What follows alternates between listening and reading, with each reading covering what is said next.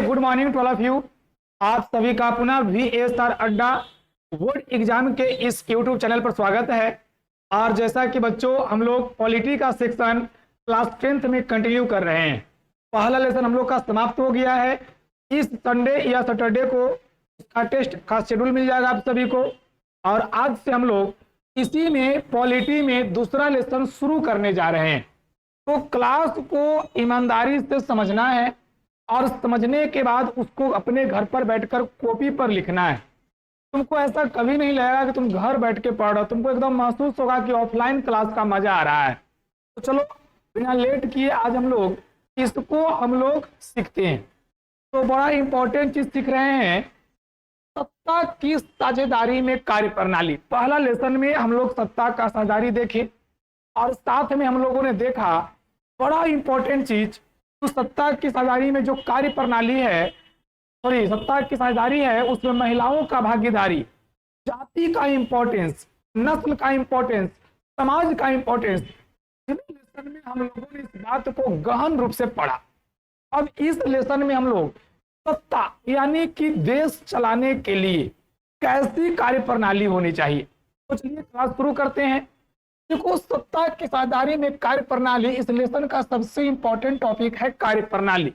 और किसी देश में कोई राजा चाहता है कि कार्य प्रणाली को ठीक से सुचारू ढंग से कंटिन्यू किया जाए, तो पूरे विश्व में देखो दो प्रकार का व्यवस्था है। कार्य प्रणाली को चलाने के लिए जब व्यवस्था की बात करते हैं तो दो प्रकार का व्यवस्था है। एक व्यवस्था हम लोग देखते हैं, इस व्यवस्था का नाम है एकात्मक व्यवस्था। एक हमारा है एकात्मक व्यवस्था और दूसरा हमारा है संघात्मक व्यवस्था। संघात्मक व्यवस्था या इसी को संघवाद कहते हैं, या यह हमारा क्या है जी, संघवाद। यानी एक एकात्मक व्यवस्था है, दूसरा संघात्मक व्यवस्था है। और यही एकात्मक व्यवस्था और संघात्मक व्यवस्था से सत्ता में कार्य प्रणाली को विकसित किया जा सकता है। अब देखो तुम्हारे मन में प्रश्न आ रहा होगा कि एकात्मक व्यवस्था क्या है सर, क्या है एकात्मक व्यवस्था। तो देखो समझाते हैं, जब सत्ता की सारी शक्ति, जब सत्ता की सारी शक्ति, जब सत्ता की सारी शक्ति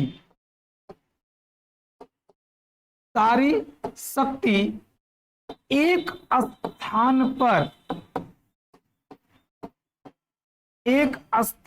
पर निहित होता है, समाहित होता है, स्थित होता है, तो उस व्यवस्था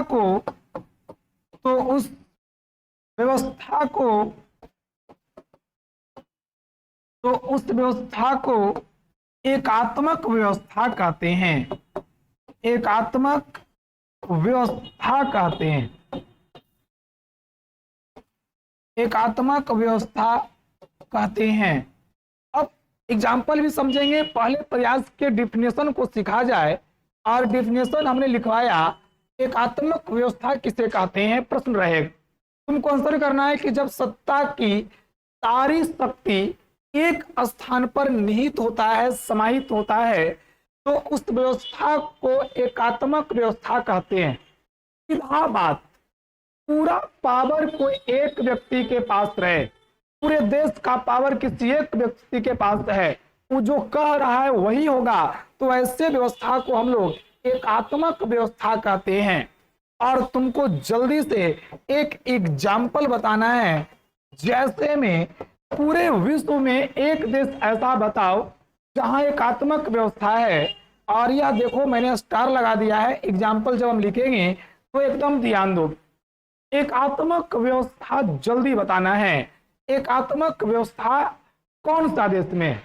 बहुत बढ़िया, जब एकात्मक व्यवस्था की बात होती है तो आज भी इंग्लैंड में एकात्मक व्यवस्था है। आज भी इंग्लैंड जो देखते हैं, ब्रिटेन जिसको कहते हैं, वहां एकात्मक व्यवस्था है। अब संघात्मक व्यवस्था की जब हम लोग बात करते हैं तो संघात्मक व्यवस्था को थोड़ा समझा जाए। देखिए, कहता है कि जब सत्ता की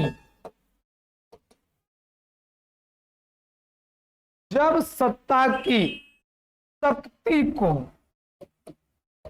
जब सत्ता की शक्ति को निचले स्तर तक जैसे कि जब सत्ता के शक्ति को केंद्र से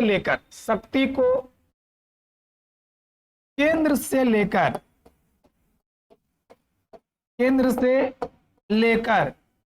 नीचे तक स्थानांतरित किया जाता है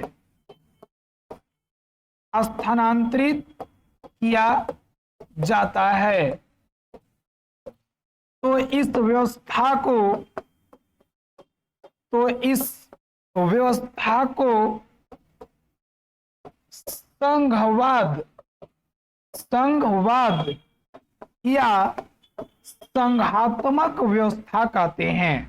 या संघात्मक व्यवस्था कहते हैं। तो एकदम जो है इसको हम लोग मजे में देखो समझ रहे हैं, कहीं भी तुमको कोई दिक्कत नहीं। अब समझे बढ़िया से, संघात्मक व्यवस्था या संघवाद क्या है, इसको समझना है। तो जब सत्ता की शक्ति को केंद्र से लेकर निचले स्तर तक या नीचे तक स्थानांतरित किया जाता है तो इस व्यवस्था को संघवाद या संघात्मक व्यवस्था कहते हैं। जैसे वैसा देश जहां पर केंद्र में भी सरकार है, केंद्र से नीचे भी हेड है, उनके नीचे भी हेड है, उनके नीचे भी हेड, एकदम नीचे तक शक्ति बांटा हुआ है, उसको संघात्मक व्यवस्था कहते हैं। और जल्दी से तुमको बताना है संघात्मक व्यवस्था का एक एग्जाम्पल, फिर दोनों को और तोड़ेंगे अंतर के साथ तो मजा आएगा। पहले जल्दी से बताइए संघात्मक व्यवस्था का क्या एक उदाहरण होगा, एक देश का नाम बताओ जहां संघात्मक व्यवस्था हो। बहुत बढ़िया, और हमारा वह देश है अमेरिका। अमेरिका में संघात्मक व्यवस्था है। तो ध्यान रखना है कि जब सत्ता को शक्ति को निचले स्तर तक बांट दिया गया है, हर कोई पावर में आ गया है नेता, तो समझ जाना इस संघात्मक व्यवस्था में है। पावर कोई एक व्यक्ति के पास है, वो जे कहेगा वही होगा, तो एकात्मक व्यवस्था है। चलो क्वेश्चन किया जाए तुमसे, जल्दी बताना है तुमको, अपना देश भारत में कौन व्यवस्था है। जब भारत की बात करते हैं तो जल्दी बताइए भारत में कौन व्यवस्था है, जल्दी बताना है। भारत में कौन व्यवस्था है, जल्दी बताओ। बहुत बढ़िया, भारत में संघात्मक व्यवस्था है। भारत में संघात्मक व्यवस्था है, इसको हम लोग एकदम याद रखेंगे। यहाँ संघात्मक व्यवस्था है और अमेरिका में भी संघात्मक व्यवस्था है। अमेरिका में भी संघात्मक व्यवस्था है, इसको ध्यान रखना है दोनों लाइन को। ये दोनों लाइन क्यों इंपॉर्टेंट है जो सुनो। अमेरिका में ही संघवाद का बीज रोपा गया।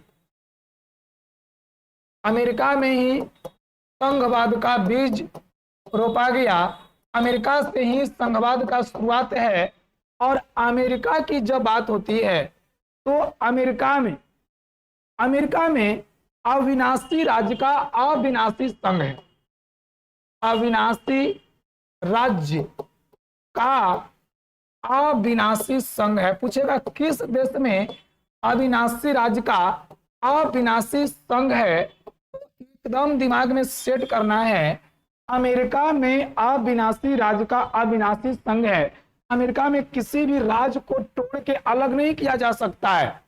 जबकि भारत की बात होती है तो भारत एक यूनियन है, संघ है, लेकिन भारत जो देखते हो, इंडिया जो देखते हो, यह विनाशी राज्य का अविनाशी संघ है।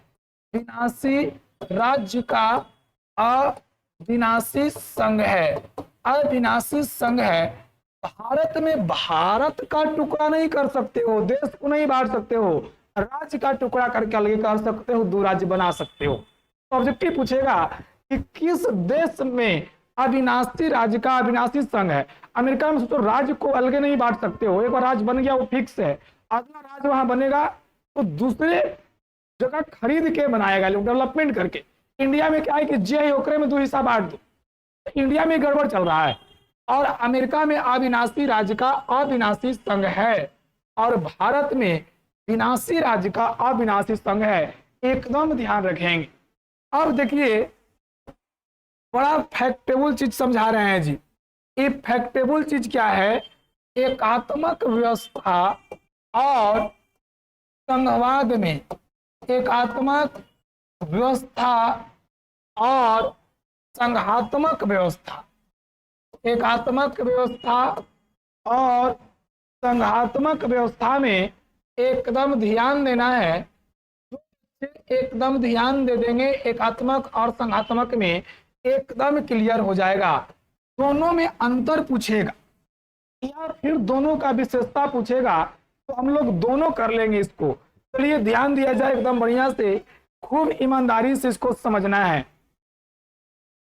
क्लास दे रहे हैं बाबा यूट्यूब पे। चलिए तो ध्यान दिया जाए, खूब बढ़िया से हम इसको समझेंगे। एकात्मक व्यवस्था में अभी समझाया शक्ति कहाँ रहता है? शक्ति एक स्थान पर निहित रहता है, एक स्थान पर निहित रहता है, निहित रहता है। शक्ति एक स्थान पर निहित रहता है। पावर जो होता है सत्ता का, एक स्थान पर निहित रहे। यहां पर मैंने समझाया कि जो शक्ति है, शक्ति का पृथक्करण, पृथक्करण निचले स्तर तक होता है, पृथक्करण निचले स्तर तक होता है। पृथक्करण का मतलब बंटवारा निचले स्तर तक होगा। एकात्मक व्यवस्था में सबसे बड़ी बात क्या है, इस समझने वाला पॉइंट है, एकदम बोर्ड पर ध्यान चाहते हैं आप लोग का। एकात्मक व्यवस्था में नागरिकों की एकल पहचान होती है, नागरिकों की एकल पहचान। ये एकल पहचान और दोहरी पहचान क्या है, इस पर हम लोग अभी चर्चा करेंगे। जबकि संघात्मक व्यवस्था या संघवाद में नागरिकों की दोहरी पहचान होती है, नागरिकों की दोहरी पहचान होती है। इस बात को हम लोग समझेंगे, नागरिकों की दोहरी पहचान होती है किसमें भाई? जल्दी बोलिए। तो संघात्मक व्यवस्था में। अब देखो दोहरी पहचान क्या है। भारत में जब संघात्मक की बात होगी तो भारत का आदमी का 2 पहचान है, उसका राज्य का और दूसरा उसका देश का। अब तुमसे पूछे कि तुम कौन हो, हमारा पहला आंसर होगा कि जी बिहारी हैं और दूसरा भारतीय होगा। और हम लोग का 2 पहचान है, एक भारतीय और एक बिहारी का। तो ध्यान रखना है कि नागरिकों की दोहरी पहचान किसमें होती है? संघात्मक व्यवस्था में। लेकिन जब बात होगी नागरिकों के केवल एकल पहचान का, तो यह हम लोग का एकात्मक व्यवस्था होगा। आज भी इंग्लैंड के लोग को केवल ब्रिटिश कहा के हम लोग संबोधित करते हैं, उसका राज्य से कोई मतलब नहीं होता है। दूसरी बात चलें, इसमें एकदम तेजी में समझेंगे खूब बढ़िया। नागरिकों, इसमें एकात्मक व्यवस्था में लिखित संविधान की आवश्यकता नहीं होती है। इसमें मालिक जब एक ही है जी, तो जे बोलेगा सो होगा। लिखित संविधान की आवश्यकता नहीं है, यह ध्यान देना है। लिखित संविधान की आवश्यकता नहीं होती है, नहीं होती है। इधर हम लोग चले तो लिखित संविधान की आवश्यकता होती है। लिखित संविधान का आवश्यकता होता है, लिखित संविधान का आवश्यकता होता है। इसको एकदम ध्यान में रखेंगे। जब तक लिखित संविधान नहीं रहेगा तब तक कैसे कोई देश संघवाद में चलेगा, किसको कितना पावर मिला है कैसे पता चलेगा? एकात्मक में नहीं है, जो है एक ही व्यक्ति है, तो एकात्मक में लिखित संविधान की आवश्यकता नहीं होती है, क्योंकि संघात्मक में लिखित संविधान की आवश्यकता होती है। इस बात को ध्यान रखेंगे। चलिए जल्दी से स्क्रीनशॉट ले लीजिए। चलिए बहुत बढ़िया, इसको थोड़ा और बढ़िया किया जाए। एक दो और देखेंगे, बढ़िया से समझेंगे। चौथा नंबर हम लोग चले। एकात्मक व्यवस्था में दोहरे शासन की आवश्यकता नहीं होती है। दोहरे शासन की आवश्यकता नहीं होती है, यह ध्यान रखेंगे। एकात्मक व्यवस्था में दोहरे शासन की आवश्यकता नहीं होती है, इस बात को एकदम ध्यान रखना है। जबकि अगर हम लोग चले यहाँ तो दोहरे शासन की आवश्यकता होती है। दोहरे शासन की आवश्यकता होती है। दोहरे शासन का मतलब क्या हुआ जी? दोहरे शासन का मतलब हुआ यहाँ देश के भी एक हेड रहेंगे, राज्य के भी एक हेड रहेंगे। हम लोग देखते हैं भारत में देश में प्रधानमंत्री और राज्य में मुख्यमंत्री। एक और चल दें तो एकदम क्लियर हो जाएगा, एकदम फैक्ट पूरा का पूरा जो है वह एकदम समझ में आएगा। और फैक्ट यही है जो हम लोग अभी चल रहे हैं। चलिए एक अंतर और देख लें तो क्लियर हो जाएगा। केंद्र और राज्य के बीच, केंद्र और राज्य के बीच, केंद्र और राज्य के बीच विषय का विभाजन नहीं होता है। विषय का विभाजन नहीं होता है। एक मिनट, इसको कहीं और ही लिख दें।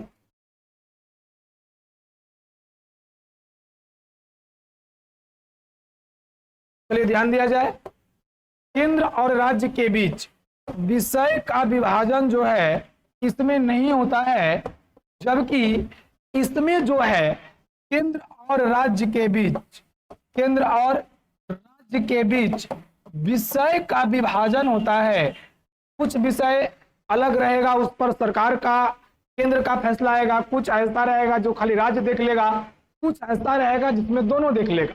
इसीलिए यहाँ देखोगे क्रमवार में भारत में 3 सूची में बांटा गया है, राज्य सूची, केंद्र सूची और समवर्ती सूची।